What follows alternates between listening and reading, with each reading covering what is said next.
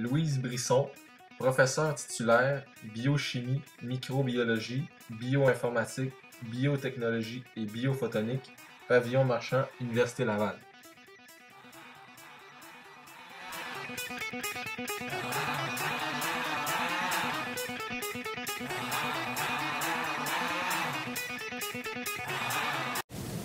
J'ai eu une grande passion pour la recherche. Mes loisirs sont beaucoup orientés vers le sport. Je fais beaucoup de ski, je fais de la bicyclette, de la natation. Ouais, vous faites du jogging aussi, je pense. Puis je fais du jogging aussi. Je vous vois aussi quand je vais rentrer à l'école le matin, parce que je passe souvent.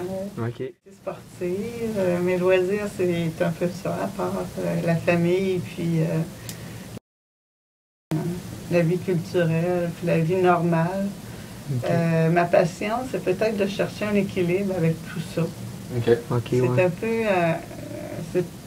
ça a de la foi à dire que la passion devient une recherche d'équilibre, mais c'est peut-être d'aller chercher un équilibre entre toutes mes activités professionnelles, puis mes activités culturelles, puis sportives, puis familiales, etc. Fait que c'est probablement ma passion numéro 1, de trouver quelque chose qui est toujours équilibré, qui fait partie de moi. Une grosse passion que j'ai aussi, ben, c'est sûr que j'aime beaucoup les étudiants, j'aime beaucoup les jeunes. J'aime beaucoup enseigner, j'aime beaucoup former du monde. Ouais. Je pense que ça, c'est... J'aurais pas choisi être professeur à l'université si j'avais pas eu comme passion la recherche et l'enseignement, parce que je pense que le parcours est trop difficile. Ça demeure que c'est un parcours qui est un petit peu marginal des autres parcours.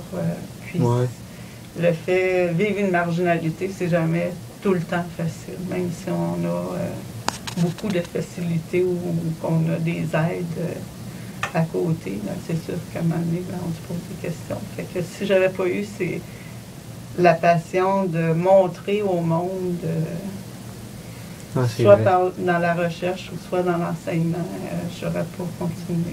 Puis c'est une passion que j'ai tout le temps, soit d'aider les gens.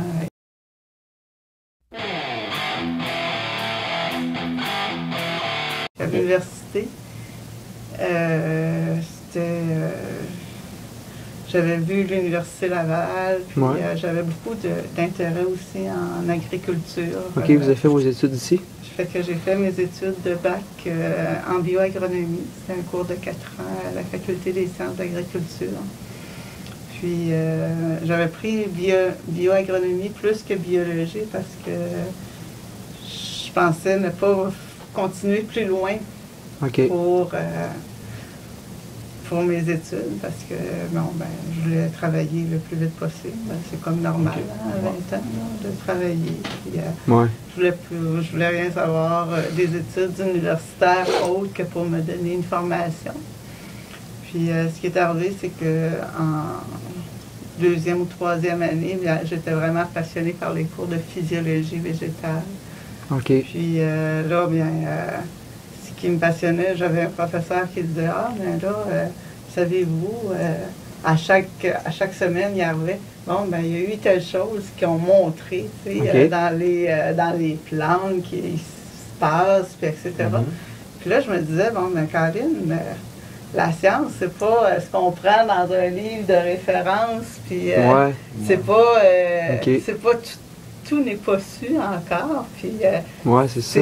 C'est super dynamique, là. Ouais, c'est ça, hein? Fait que là, je me disais, Caroline, on peut participer à cette quête de connaissances. Fait que finalement, ça m'a amené à faire une maîtrise en biologie végétale ici à l'université.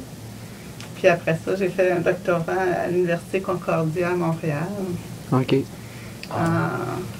En sciences biologiques. C'était un doctorat spécial parce qu'il ne donnait pas le doctorat en biologie.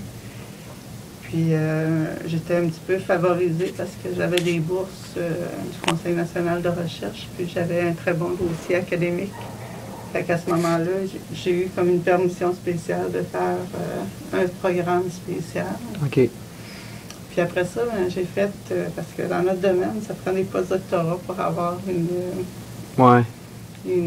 job à l'université ou une belle formation. C'est combien d'années ça après le doctorat, le post-doctorat? Le post-doctorat, ben, c'est variable. Généralement, un post-doctorat, c'est 1 an à 2 ans. Moi, j'en ai fait 2. Fait que ça a fait 3 ans après les études doctorales. OK. Je les ai fait un à San Diego, en Californie. Okay. Puis l'autre à New Haven, au Connecticut. Il y a comme quelque chose, une épée qui est devant nous puis qui nous dit, mais tu sais, c'est publish or perish. OK. Fait que si tu veux continuer en sciences, il faut toujours que tu amènes des éléments nouveaux en sciences. Ouais. Puis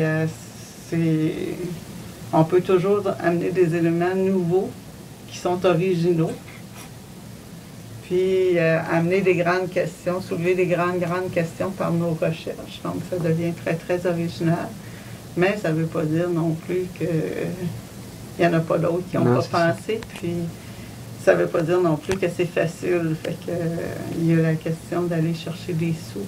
Puis après ça, ben, j'ai été recrutée ici à l'université en biochimie.